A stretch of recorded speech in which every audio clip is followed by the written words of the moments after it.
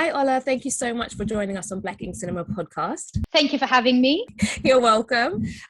So before we get into your very unique film choice, you are a Sudanese British Muslim female comedian, which makes it pretty unique. And I don't think I've come across any comedian like yourself. And that's why I was really intrigued and wanted to speak to you and get your take on just like everything.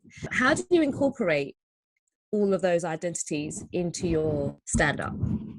I think it's really difficult to incorporate all those things into my stand-up. I use my comedy platform to kind of educate people about my background. There's not many Black Muslim anythings out there at the moment. So yeah. UK is made up of 10% of UK is Muslim, and 10% of those 10% are Black Muslim. So wow. Because of that, loads of people misidentify me. People assume I'm Asian. Yeah, I'm a little bit light-skinned, but nobody knows what's going on underneath this. So confusing to them. They're like, what's happening? Mate, they all think I get Pakistani, I get Bengali, I've had Malaysian, I've had Filipino. So people don't really kind of know about the Black Muslim community. So I do use my comedy platform to educate people about it. But I think that's just a lack of like knowledge of geography. Because if like I wouldn't have said any of those countries. I would have said definitely East or North Africa for sure. What's your ethnic background? I'm Ugandan. Oh, you're Ugandan. So that is probably why you will know I'm East African. Yeah. So yes, definitely. Probably. And but no, most of my identifiers would be Asian. I get Asian all the time, but I don't think it's specifically because of my name or because of whatever. I think they'll take one look at the headscarf and automatically assume Asian or Arab. Yeah. So do you get any surprise looks when you walk on the stage, like when you're doing your stand-up or your comedy, and people a little bit take a minute and then they're like, oh, okay. Definitely when I first started, because I used to do a lot of pub gigs. So I'd walk into a pub and everybody's kind of looking. And there were 2 occasions when the security guard was like, "Are you lost, sweetheart? Like, you know, where are you trying to get to?" And I'm like, "No, I'm performing here today." So there's definitely like the weird looks and the, "Oh, what are you doing here?" kind of thing. But I feel more now that my name's kind of out there. People know to expect me, but they don't so much know what to expect to come out of my mouth. But now, not as much. And now that I'm doing more posh gigs, you know, not grubby shitholes anymore. So now that, like, I think my audience is more aware of diversity and aware, you know, that, you know, we're not all just in the kitchen worshipping our husbands. So are you one of those performers that enjoys interacting with the audience, the hecklers? Have you had any like awkward hecklers in the past? I've always had hecklers. I don't think I've ever done a gig where I haven't been heckled ever. I find the best hecklers is ones that laugh at things that not necessarily, so people already have this kind of stereotype of what they expect me to be or what they think of me. So if I say, for example, in one of my sets, I'm like, you know, last week I got kicked out of a club, people will laugh, even though it's like, whoa, what's funny? Like, what's so funny about that? So they're usually the hecklers I enjoy about most, because I can hit them with, what, you know, why are you laughing? You know, what's funny? What are you laughing at? I haven't even said the joke yet. But yeah, you get hecklers all the time. They're my favourite. When did you get into comedy? So I've always wanted to do comedy, but like the background that I come from, it's like an absolute don't even think about it. Yes. So I kind of had the choice between medicine, pharmacy, medicine, law, pharmacy, or medicine, and I chose. Well, I wanted to do medicine, but I didn't get in, so that was like a massive disappointment in itself. So I did pharmacy. I'm so glad I didn't, because I don't think I would be where I am today if I was a doctor. Yes. So I did that, did my postgraduate, I specialised, but I've always wanted to do comedy. And then when I got to my 30th birthday, I think I just had like a massive crisis, and I'm like, you know, what am I going to do? Like, at what point am I going to take that first step? And I moved to Manchester because the comedy circuit there is amazing, amazing start point for the comedy. If you want to do comedy, a lot of people say go to London. I would always recommend Manchester.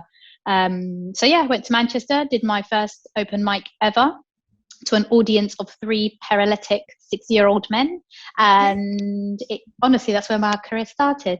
That is an amazing story. The fact that you even like completely moved and like went and started up fresh. I think something does happen when you're approaching 30/30. You're just like questioning your whole life and what you're going to do with it, which I think is definitely. Yeah, I think especially as a woman, yes. I think like especially as a woman, because 30 is the kind of age where you expect to be like married and settled, and you know, like you start thinking about kids and stuff like that. So I was at that stage. I just thought, I don't think I would ever, I'm not saying I wouldn't ever be happy if I like settled and had kids and this and that at that stage, but I know that there will always be like an emptiness, there will always be a gap, there will always be a what if, and I just, I don't think I could ever, I've lived with enough what ifs as it was. I didn't want to live with any more. So at that point I was like, it's either now or never. So I bloody love that answer, and I'm here for it, because I think that's great. And I think the older we get, you kind of get a little bit more confident and think that you can, you know what, it's now or never. So I love the fact that you went for it, because there's nothing worse than like 10 years down the line thinking, oh, maybe I should have gone for it, and always do you know what I mean? I never wanted to take that risk. I never wanted, and I think at that point I was already what ifing, and I think with the kind of field that we have, it's just like you kind of get too comfortable, you get too comfortable and content, not comfortable, content is the word. So I didn't, my level of contentancy, if that's even a word, was getting too close to, okay, just allow it and just carry on doing it. So no, alhamdulillah, thank God, like I took the step when I did, and it's got me here today talking to you. Which I'm so happy. Any comedians inspire you? So you'll hear me talk about this a lot, but my dad is literally the funniest human being anyone can ever meet. He's so funny. He's always like the center of attention at parties, of gatherings. He's kind of got that rep. And I'd like to think it's like a genetic thing that I got it from him. But, you know, sometimes we'd be watching, I don't know, like whatever it is, Britain's Got Talent or this or that. And we'd see all these comedians. And I'd always say like, that's so much funnier than them. That's so much funnier than them. So growing up, you know, like I was a lot of my jokes, my sense of humor, and even my demeanor on stage very much is a reflection of him. I was going to ask if any of your parents have seen you do your stand-up. Oh no. They don't want to go and see? No. I hosted an event for the Sudanese Revolution. My dad came to that, but that was hosting and it was for charity. But I can't imagine, like, especially when my mum, I can't imagine her ever coming to see me live. No. Have you got any siblings? Have they come? Oh yeah. Oh my siblings are so supportive. Oh my God, yeah. My brothers are great. They come to, even though I tell them I'm doing the same set, like don't waste your time, don't waste your money, but they are so supportive. Even my little even my little rodent 14-year-old brother, he managed to get into a gig, even though there was like a age limit, but he saw me for the first time on Friday at Backyard, like tucked in the back somewhere. But no, sibling wise, very, very supportive siblings. Oh, that's so nice though, I think. Yeah, definitely. I don't know what I would have done if my siblings weren't supportive. If you know, like, it's parents is tough, but at least my siblings are kind of like, you know, they're my generation, if you like. They get it. They get it. Yeah, they get it. They get it. They completely get it. That's really nice. So you've done panel shows, children panel shows and adult panel shows. The Dog Ate My Homework, and yesterday and the day before. Do you find pairing for those the same, or is it different? No, with kids, with working with kids is, so I was used to working with kids because I did pediatrics for a while. So I worked with kids for ages, and with kids, like, you don't even have to say anything funny, you just have to like open your eyes as wide as you can, open your mouth and like lean forward, and that's enough to, that's it, that's all you need to do. Big eyes, big mouth, lean forward, and that's it. You can say whatever you want, but So with kids, it's easy. And I think kids want to laugh. Adults, you've got to prepare. You have to be prepared. You have to know who your audience are. You have to see who else you're on with. What makes you different from them, what makes you the same as them. So I think a lot more preparation is involved when you're doing adult based shows. 100%. Do you prefer one or the other? Oh God, adults. Okay. I also know that you've got a podcast, Would You Rather. Tell us a little bit about that. Would You Rather? So I started that like nearer the beginning when my gigging started to pick up. And for me, it's because like as much as comedy is your personality, it's your persona, it's who you are. I wanted people to see a true reflection of who I am, what my personality's like, what I, you know, like bouncing off people. Because it's one thing going on stage, writing a script, performing it and acting. Yeah. But I find that the better comedians are the comedians that their persona on stage is exactly the same as their persona off stage. So they are actually funny people. Yeah. So my Would You Rather was a way of me interacting with people and people seeing that actually what you see on stage, what you see on TV, wherever you see me, I am the same person, like regardless. So that's why I started doing Would You Rather. Which is cool. Do you have any Would You Rather questions that are like your go-to ones or that usually get really good answers? So when I used to do Would You Rather, I used to research the people I interviewed. Right. I would research their like obvious stuff. Like I would hardcore Google. So I've got one of my friends, she's like a #1 stalker. She'll pull out shit about you that you don't even know. So me and her used to like look really look into people and like I'd ask them something and it'd take them aback. Like for example, Would You Rather with Babatunde. And Babatunde was in Holby City however many years ago as a nurse. And he had a part in something else, like he was a mechanic in something else. And I was like, what? And even when I spoke about it, he was like, oh my God, where did you pull that from? Oh my God, where did you pull that from? Yeah. So I tried to like make it like a little bit different, like try and talk about things that like no one would ever think of asking someone. So that's the kind of like direction I'd steer in. That's good. You must get some really interesting answers, which I love as well. Have you got any other projects that you're working on at the moment? So I'm working on a script at the moment. I'm getting mentored by Danielle Scott Orton, who is the most fantastic, one of the most fantastic people I've met in a very long time. Beautiful person inside and out. So I'm doing script writing. I'm working on documentaries at the moment. There's 2 documentaries I'm working on and boring work stuff that you don't know about. So do you want to share your socials with the listeners? So you can follow me on Instagram on @the OLA LABIB. So we're here to celebrate all things Black cinema and you chose Faisal Goes West. For those people who haven't seen it, it's a short. Would you like to tell us a little bit about Faisal Goes West?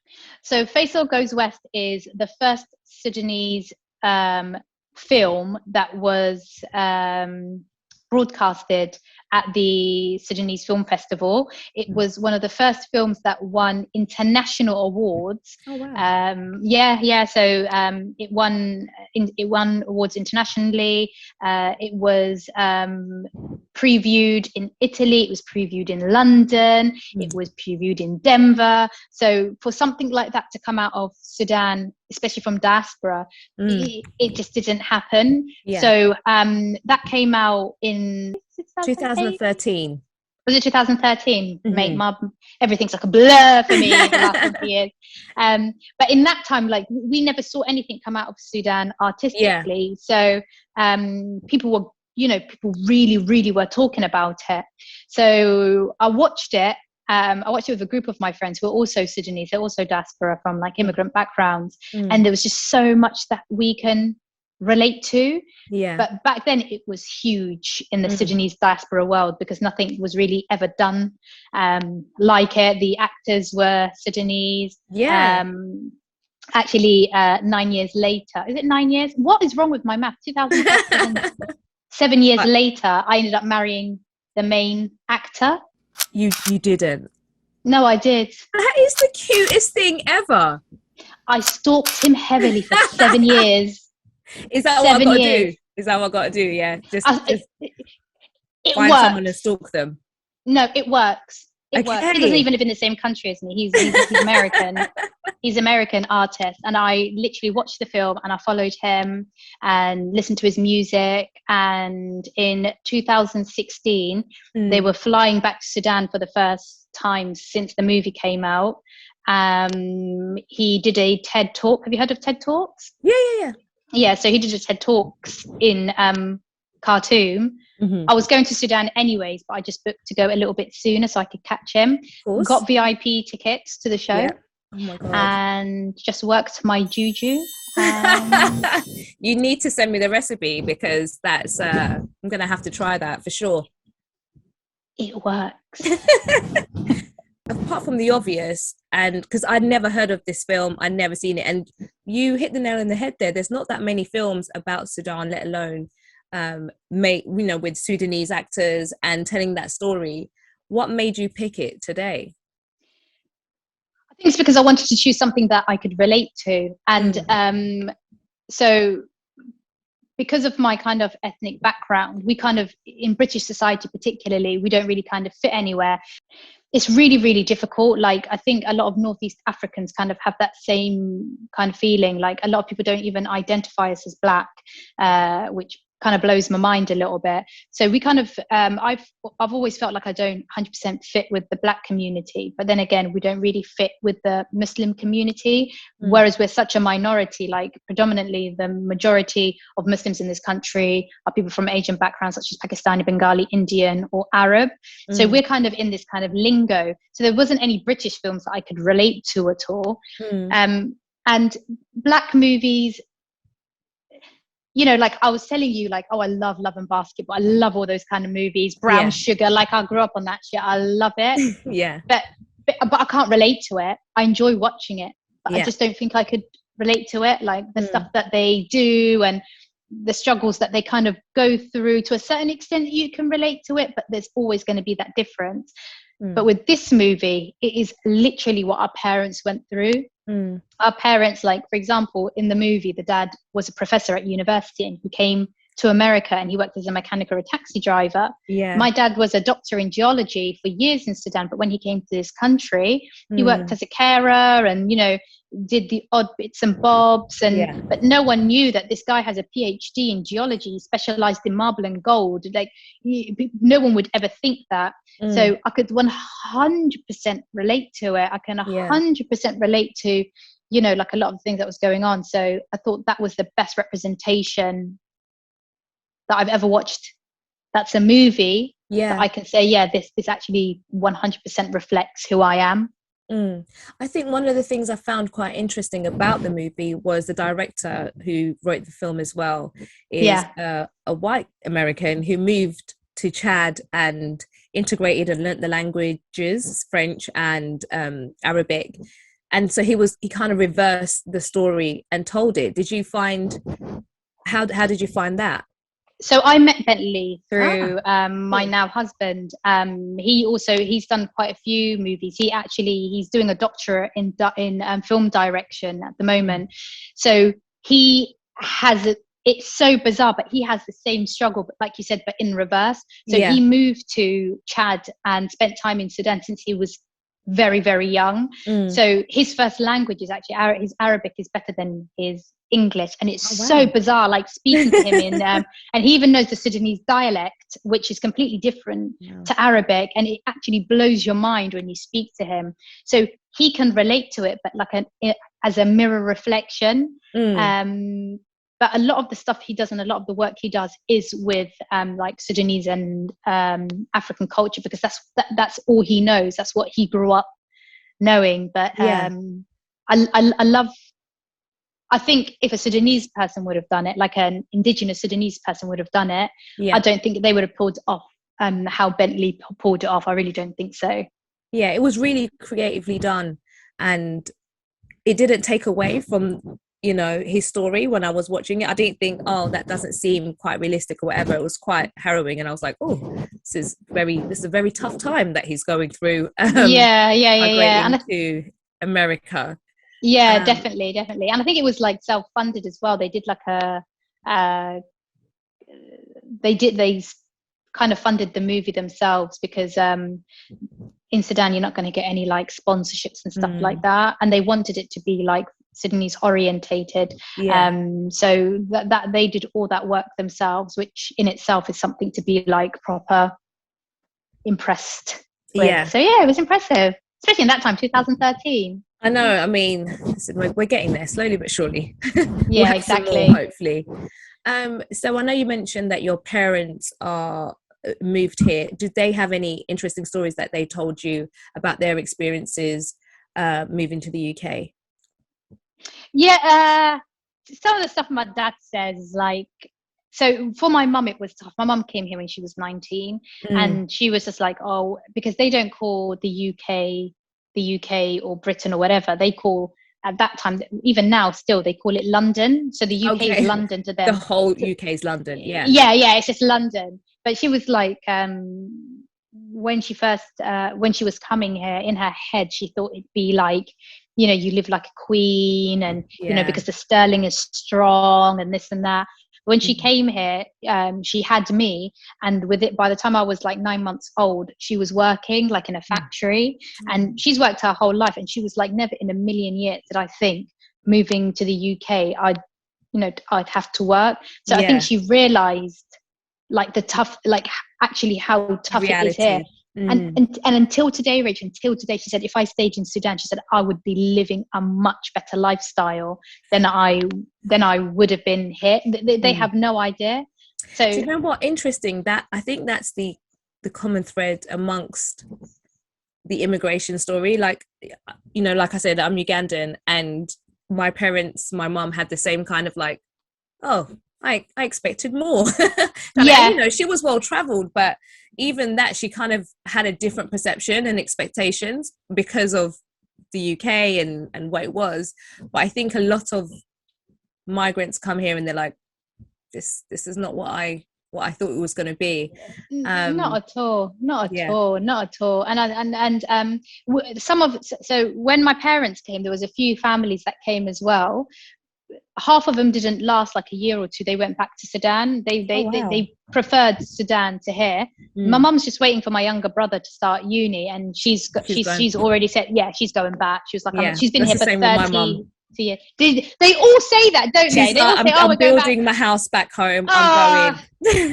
Let me tell you, she's not going to go. My mum's been building, and my mum and dad have been building their house for time, and it's built, balcony decoration. I'm like, we'll go back to where you came from then. Go back there. Because she's always like, you know, I had servants and I had this, and I was like, now I have to do everything myself. It was like, this is life now. Mark my words, they're going to go back for holidays and stuff like that, and they'll probably stay for 3-4 months, but I promise you they'll come back. Then they'll stay here for a bit, then they'll get fed up, then they'll go back. They'll just be like literally like volleying between one or the other. I think for my mum it's probably just more about us, like having us make noise and be around her rather than actually just being here, because I think she probably gets homesick. But it's a common thread. I think it's a common thread. Definitely, and definitely amongst I feel like amongst the like African immigrants, they more likely want to. I feel I don't want to speak for all like Asians, for example, but they have a lot of their family here as well, and a lot of them don't intend in the long term to go back, and that's why you find a lot that are first, second, third, fourth, fifth generation. But Sudanese, I have never met someone who's third generation. As yet, that I know of. That's a very good point you make. Going back to Faisal Goes West, there is a really cute moment amongst all the trauma that's going on of the relationship blossoming. Did you feel like it was important for them to show that, and to show that he had a connection with this lovely girl, and you know that there would be I try not to think about it. I skip that part. Aside from your personal connection, of course. I've been trying to find that skit the whole time I was watching it, because I rewatched it last week. I was like, who's this skit? If she's following her. He was acting. He was just acting. It was all Yeah, fake. he better have been acting. No, so I think it was cute. Just say. Ooh.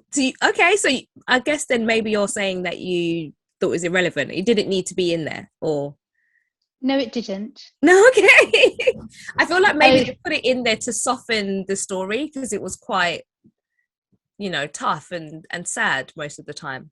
Yeah, but he made friends with the chickens. Yes, he did. He made friends with the chicken.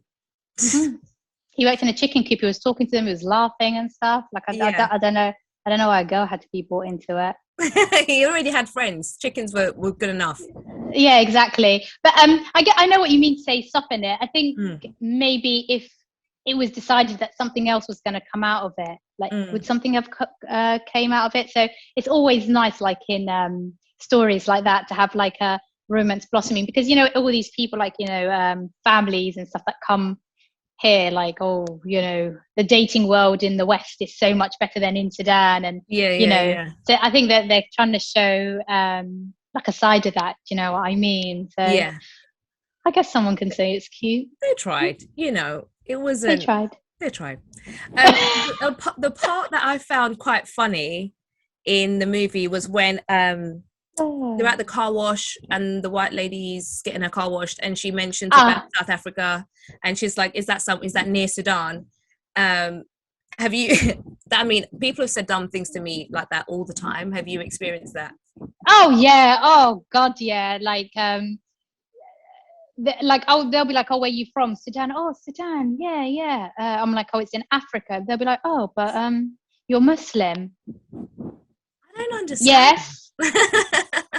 So that I know it sounds ridiculous, but you're very educated and smart. But trust me, there is a lot of people that literally can't grasp the concept. Yeah.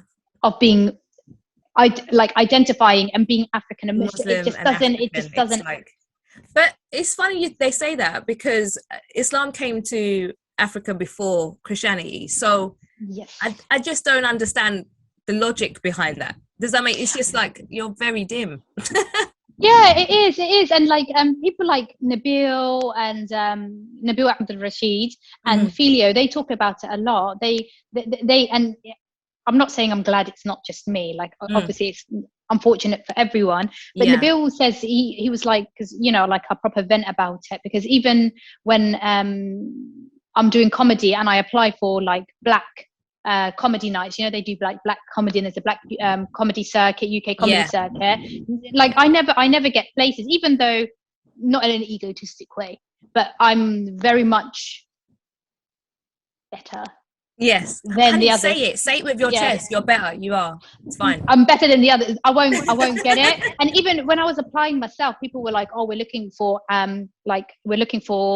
black comedians for this show, but if we have anything. And I'm like, I'm applying because I am a black comedian.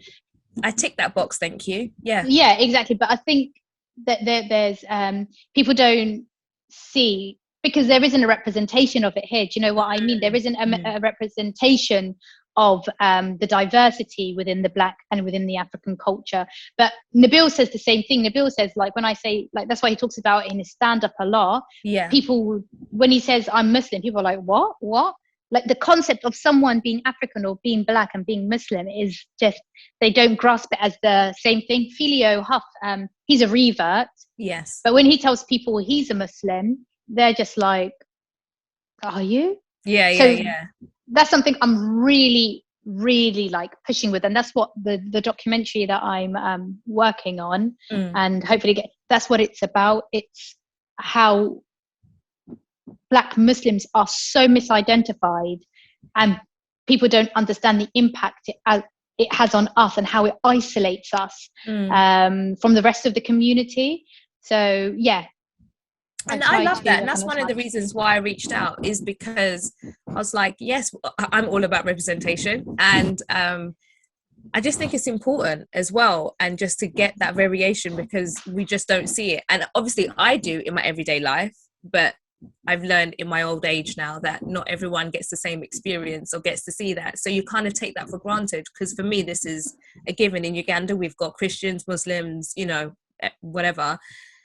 And across, of course, North Africa, East Africa, it's quite a big Muslim community, and so I just don't understand that perception. But so that's why I love having you on the show and to speak your truth. So yeah. Oh, thanks, mate. And that's why I love coming on platforms like this, so that people can learn about these things, because it is really important.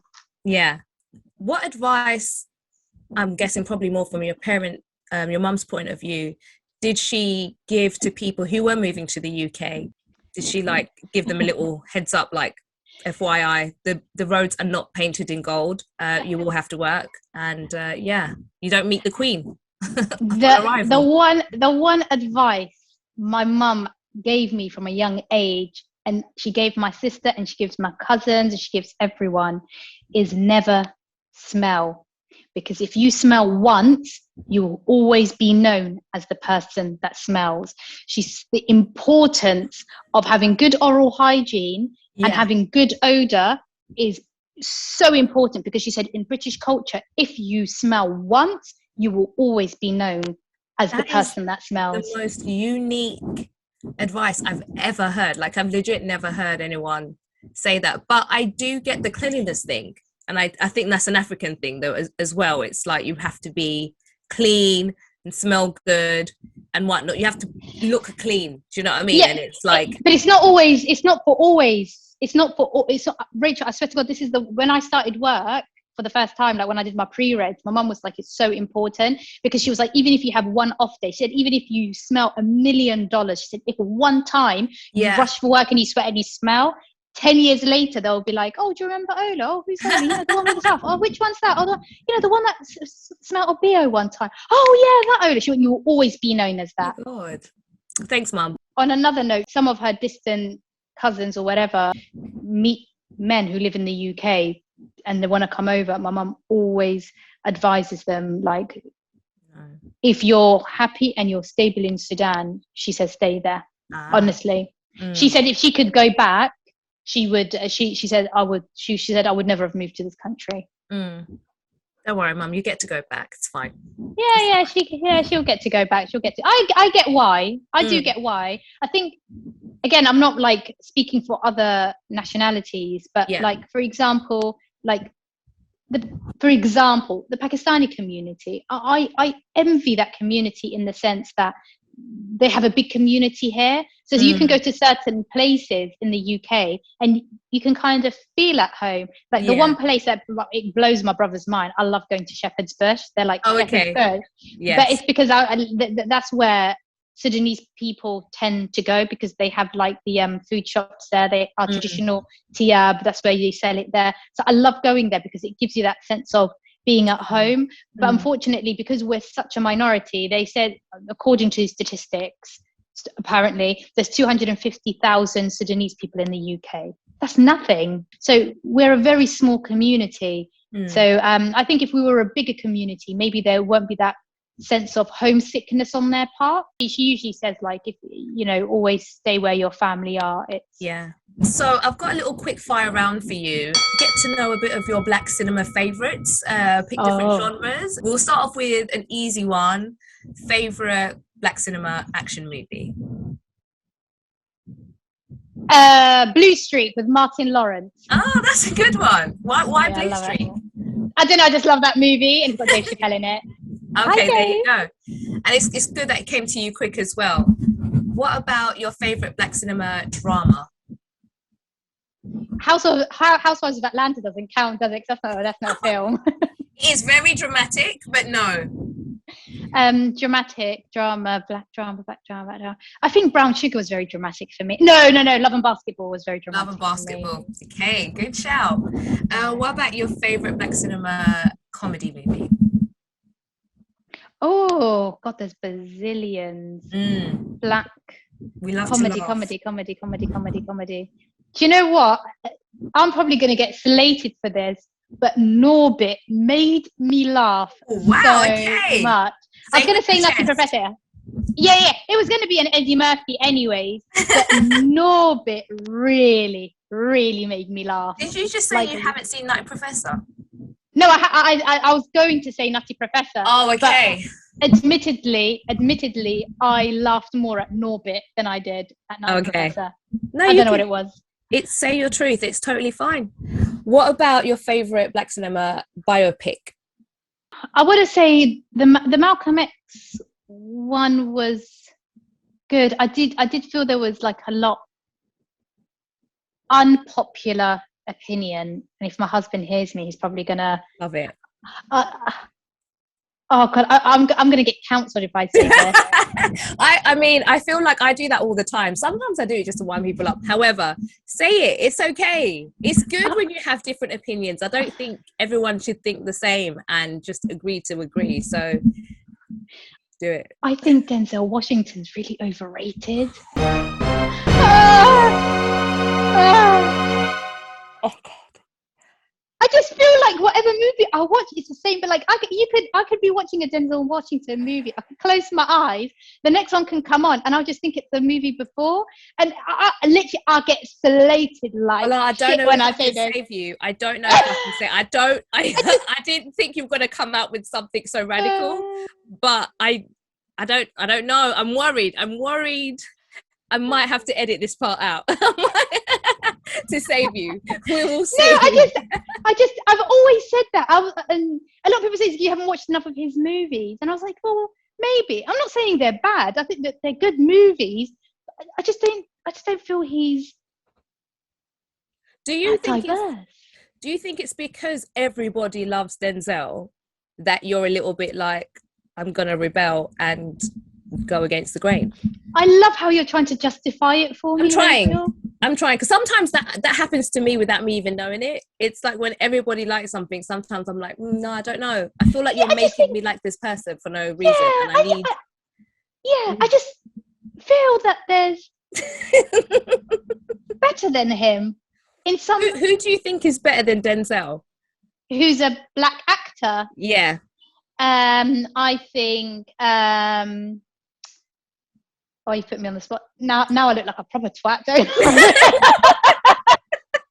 No, because that was going to be my next question, was like, who's your favorite black female actor and male actor? That was going to be my next question. So actually, you've kind of helped me go into female it. For me, it's Whoopi Goldberg. I love Whoopi Goldberg. Legend. Absolutely love Whoopi Goldberg. Mm-hmm. Favorite black male actor. God, there's so many. They are. Do you know what? I really liked Morpheus in The Matrix. I love how you call him Morpheus.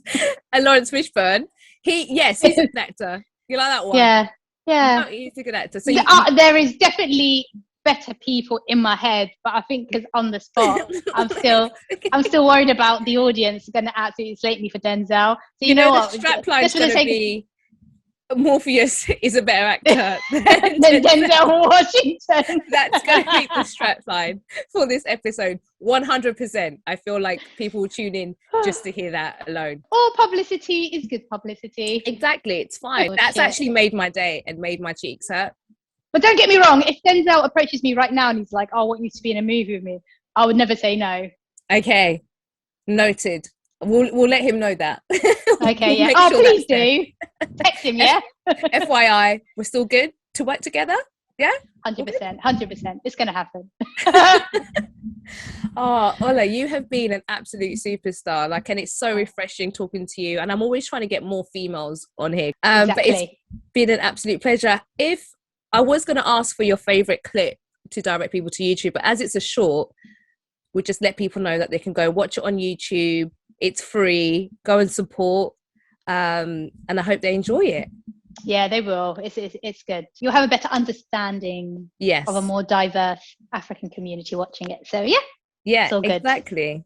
Well, thank you so much, Ola, and with your amazing name, OLA LABIB, for those of you who don't know. It's been a pleasure having you on the show, and I wish you the absolute best in everything. Oh, you're amazing. It's been an absolute pleasure being here as well. Thank you.